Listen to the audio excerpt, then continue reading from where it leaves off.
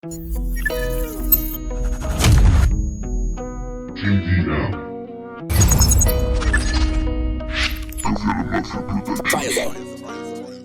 tengo que vencer, cada día retroceder.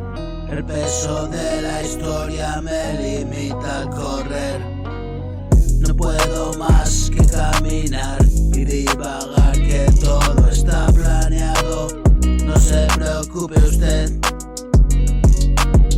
la vida es un doctor cruel, enfermedad y remedio. Mire usted, una cada 8 horas, que le vaya bien.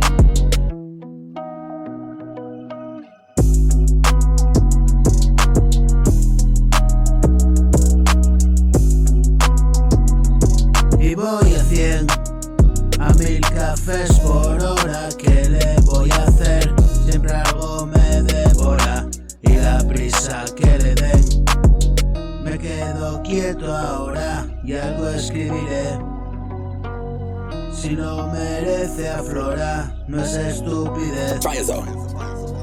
Y quien me escucha conoce la lucha, muerte y sin cuartel.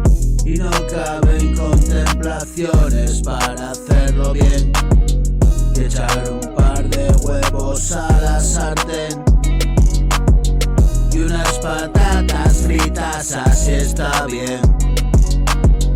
Las cosas como son, no puedo maquillarlo. Es intangible el dolor de quien está luchando, y cada nota su defecto, su virtud. La guerra dentro y adoptar una actitud. Yo me vi muerto, es cierto, no sé tú. He tenido bastante y no me canso aún.